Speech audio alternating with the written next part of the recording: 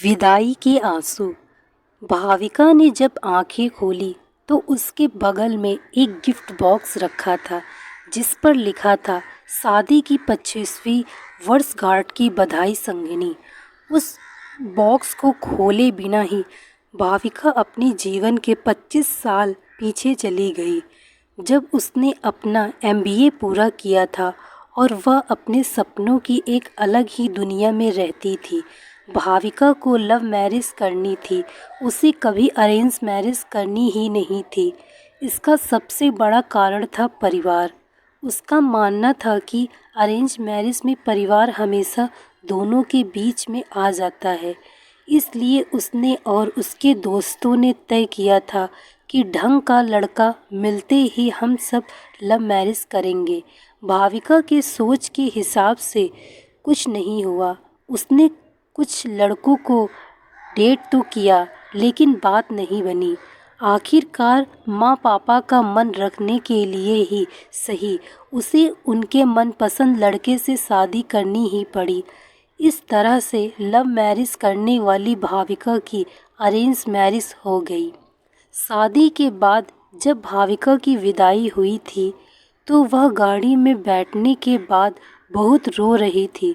उसकी आंखों का काजल आंसुओं के साथ बह रहा था।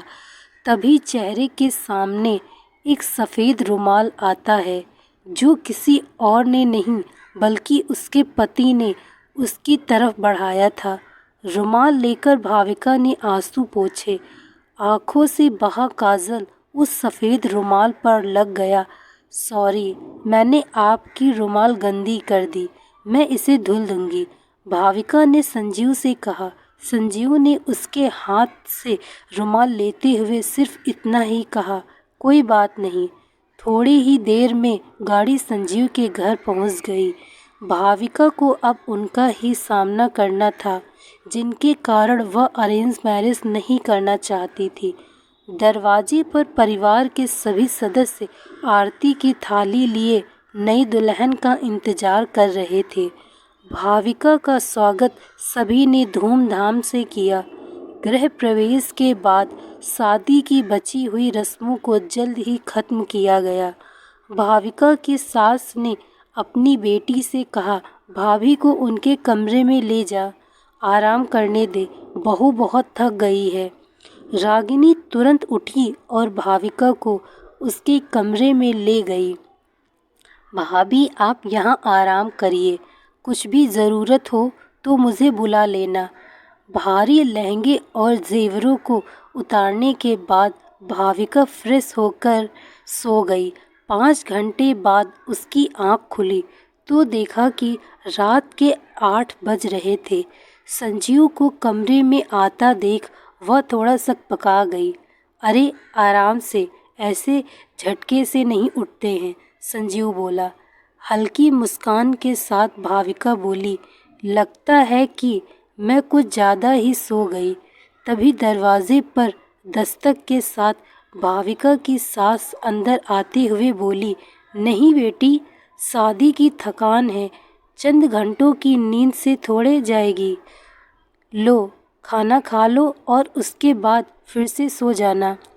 जब भाविका ने खाने की प्लेट देखी तो उसकी आंखों में आंसू आ गए। प्लेट में उसके पसंदीदा मटर मशरूम की सब्जी, रोटी और मेवे की खीर थी। मम्मी जी, आपको कैसे पता कि ये मेरा पसंदीदा खाना है? भाविका ने अपनी सास से पूछा।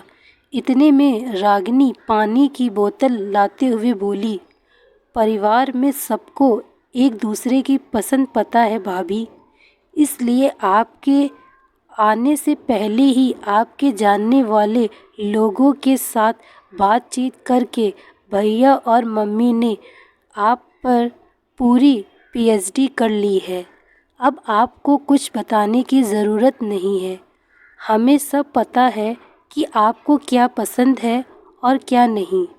रागिनी की ये बातें सुनकर भाविका ने अपनी सास का हाथ चूम लिया। थैंक यू मम्मी, मुझे इस परिवार में अपना एक अलग दर्जा देने के लिए। उस दिन से भाविका के मन में परिवार को लेकर रहने वाला डर कहीं दूर चला गया। उसने परिवार को अपना माना और परिवार ने उसे अपनाया। इस तरह से हंसी खुशी रहते हुए भाविका और संजीव की शादी को आज 25 साल पूरे हो चुके थे। भाविका ने अपने अतीत से वर्तमान में आते हुए उस गिफ्ट बॉक्स को खोला तो देखा उसमें काजल लगा हुआ वही सफ़ेद रुमाल था जिससे भाविका ने अपने विदाई के आंसू पोंछे थे। साथ ही एक पत्र भी था जिसमें लिखा था, प्रिय अर्धांगिनी, तुम्हारे विदाई के आंसू मेरे लिए बहुत कीमती थे, जिसे मैंने हमेशा संजो के रखा था। मुझे पता था कि तुम एक परिवार छोड़कर आ रही थी, इसलिए यहाँ पर हमने तुम्हारे लिए एक दूसरा परिवार तैयार कर रखा था। मेरे साथ अपना जीवन साझा करने के लिए शुक्रिया। शादी की वर्षगांठ पर बहुत सारा प्यार, तुम्हारा संजू। दोस्तों, मैं आशा करती हूँ आपको यह कहानी अच्छी लगी होगी। यदि कहानी अच्छी लगी हो तो वीडियो को लाइक तथा चैनल को सब्सक्राइब अवश्य करें। Thank you so much watching this video. Like, share and subscribe.